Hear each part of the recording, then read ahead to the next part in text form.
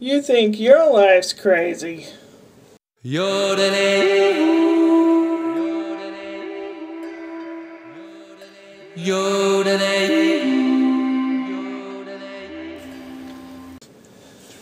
Okay, so my brother who lives with my mom, he's a couple years younger than I. He's grossly overweight. I'm overweight. I'm pretty much overweight too. But I'm working on it. He, on the other hand, doesn't work on it. He eats fried food. He can't hold on to a penny. I mean, he's still like mentally 4 years old. In all reality, he's really mentally about 10 or 11. He doesn't care enough to know what a word is to remember how to pronounce it. So a word or a name for something can change several times during the same conversation. Yes, my other brother moved away, and he probably thanks his lucky stars every day. My mother's a narcissistic mother. No wonder Richard and I don't have any self-esteem. It's all negativity, and it's all put down, blah, blah, blah. Well, Richard is in the hospital having some heart tests done.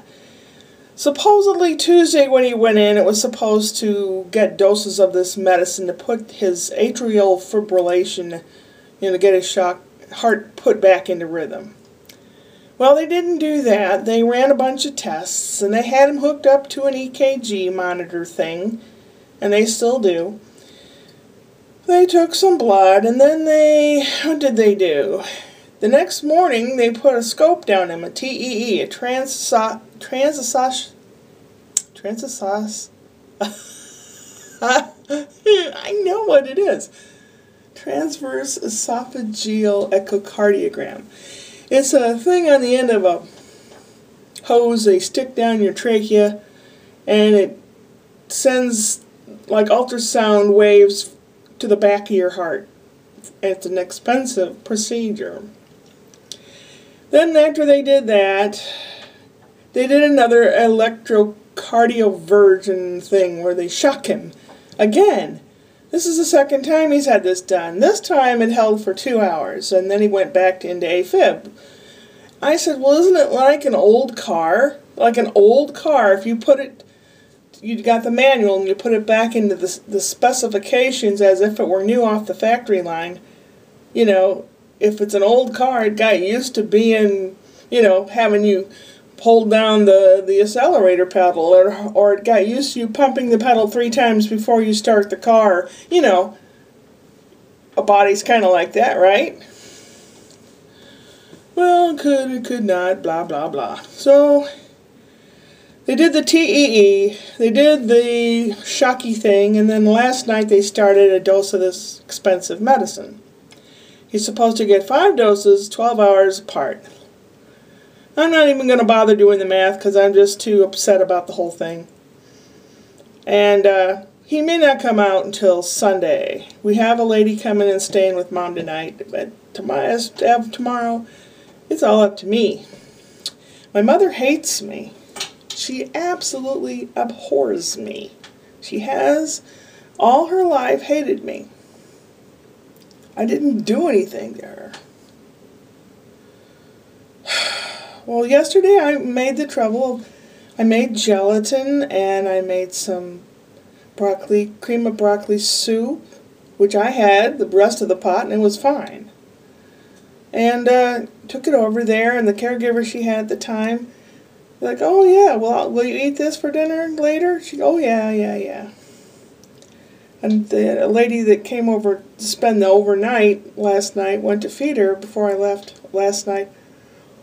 I don't like it. I'm like, oh my God, can you just say no, thank you? I don't feel like eating it. I don't care for it. It's not to my tastes. Do you have to crucify me right then and there? Oh my God, I didn't have to do that. I know she's my mother and I'm supposed to love her and stuff, but gee whiz.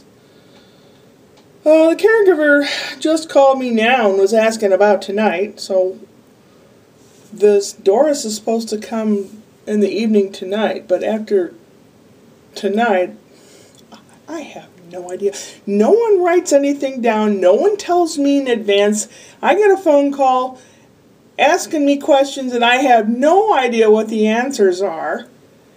And also there was 1 day left of pills in this giant pill thing with all these little trap doors that you open and put pills in. And my brother said, "Oh yeah, you'll probably have to fill that up. I didn't do it." Luckily, one of the pill thingies had the different pills in it that need to be there. Because I said, "Well, what pills does she take?" "Well, I don't know, a blue one, a pink one." I'm like, oh my God. Nothing's written down. What do I have to do? Call the doctor? And they probably wouldn't tell me. So I did the best I could, putting pills that I found in this giant bag of bottles of pills. And if something, God forbid, happens, it's going to be my fault.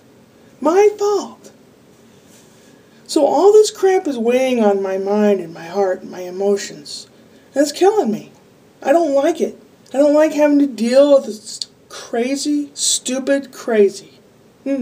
Crazy, stupid, crazy.